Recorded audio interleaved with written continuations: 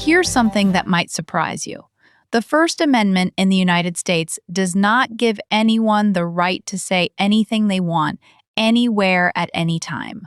Most learners around the world think it does. And that misunderstanding can create real awkwardness in conversations with Americans. Wait, really? I always thought free speech meant you can just say whatever. You are not alone. That is the number one misconception. And today, we are going to fix it. You are going to learn exactly what free speech means in the US, and more importantly, how to talk about this topic naturally in English. I am Maya, English coach, and this is my co-host, Leo. Hey everyone, I am Leo, and Maya, I have to admit, I have made this mistake myself. I remember once I was in a study group, and I said something pretty critical about the university administration, and someone told me, careful, that might not be okay around here. And what did you say? I said, but this is America. I have free speech, right? And everyone kind of went quiet. Oh, Leo, that is such a classic learner moment. And honestly, a lot of Americans get this wrong too. So let's break down what the First Amendment actually protects. The First Amendment says Congress shall make no law abridging the freedom of speech.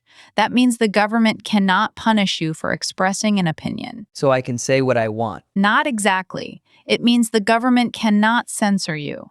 But it does not mean private companies. Your employer, a university, or a restaurant cannot place limits on what you say. If you are in a Starbucks and you start shouting offensive things, the manager can ask you to leave. That is not a violation of free speech. That is a private business setting its own rules. Oh, so free speech is about the government, not about other people. Exactly. You got it, and that is the most important distinction.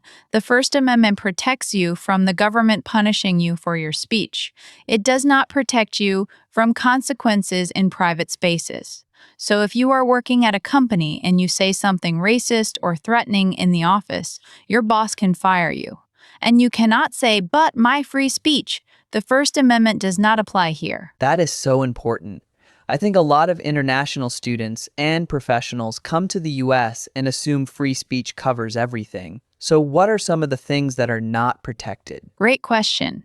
There are several categories of speech that the First Amendment does not protect, and knowing these can help you avoid serious trouble. Number 1, true threats. You cannot threaten to harm someone. Number 2, obscenity. That means extremely graphic sexual content that has no artistic, literary, or scientific value. Number 3, defamation. That is lying about someone in a way that damages their reputation.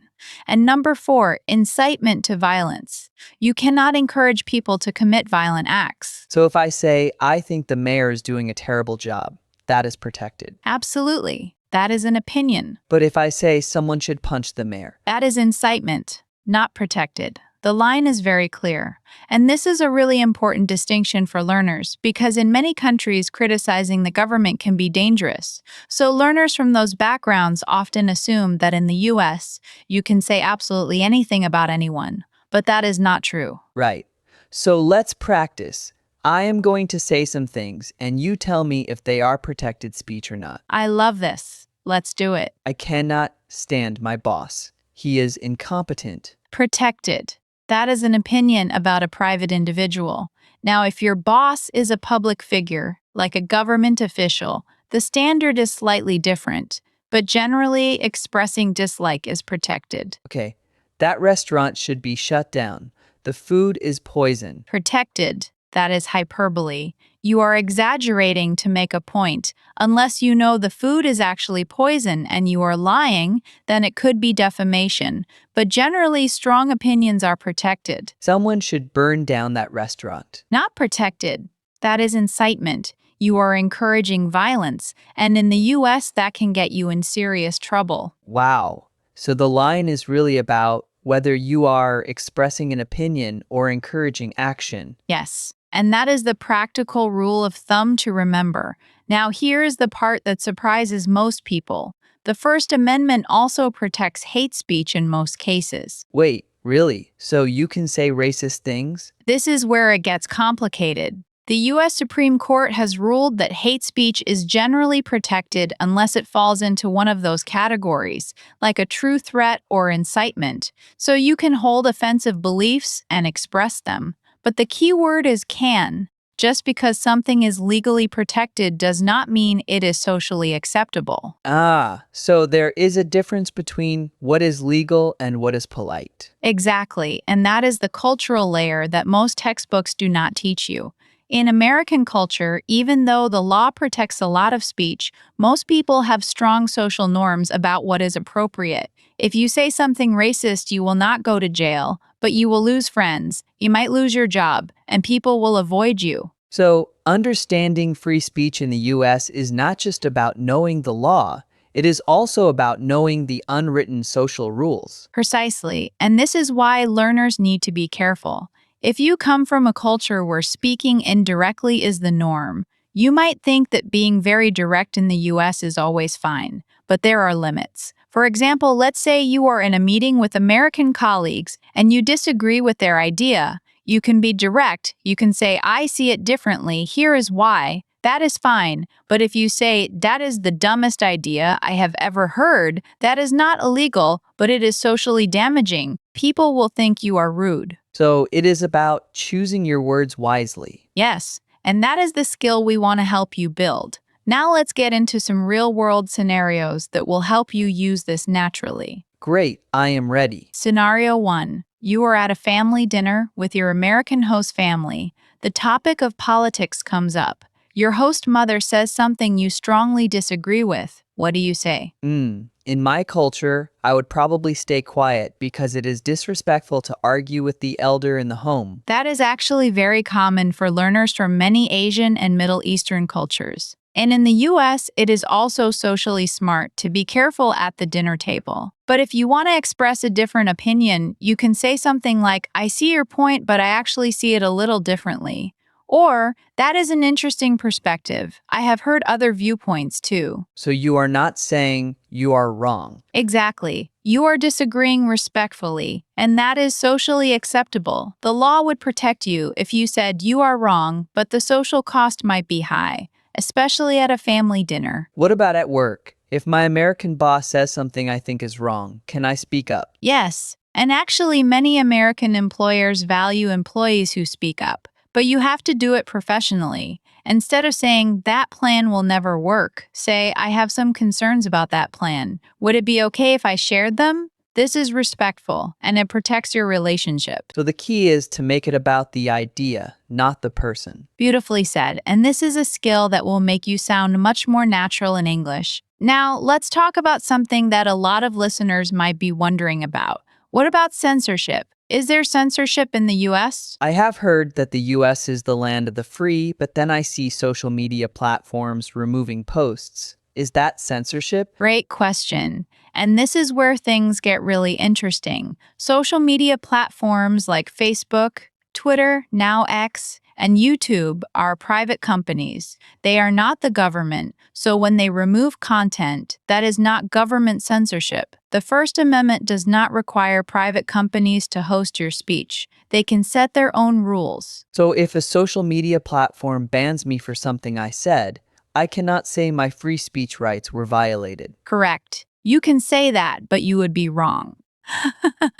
And a lot of Americans do make this mistake. So if you hear Americans arguing about free speech on social media, remember this distinction. Is the government doing the censoring, or is a private company setting its own rules? Those are two completely different things. That is so helpful, and I think this is a great topic for our practice round. Let's do it. I am going to describe a situation. You tell me if the speech described is legally protected or not, and whether it is socially smart or not. Okay, I am ready. Situation 1. You are at a protest. You are holding a sign that says the government is corrupt. Legally protected, and socially it depends on who is watching, but in the context of a protest, it is expected. Excellent. Yes. The Supreme Court has consistently protected political speech, even when it is critical of the government. Next situation, you are in a crowded theater.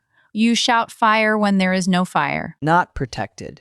That is a classic example. It could cause panic, and people could get hurt. Perfect. That is the most famous example from Supreme Court history. You cannot shout fire in a crowded theater when there is no fire. That is incitement to panic, and it is not protected. Okay, next. Situation 3. You are at work. You tell a coworker that you think their presentation was poorly organized. Legally protected. But socially, that is kind of a risk. You might want to phrase it more carefully. Yes, so the law protects it. But a smart professional would say something like, I appreciated the effort. I wonder if we might reconsider the structure. Always soften the criticism.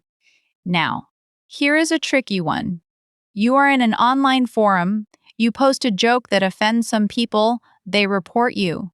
The forum moderators delete your post and ban you. That is not government censorship, so it is not a First Amendment issue.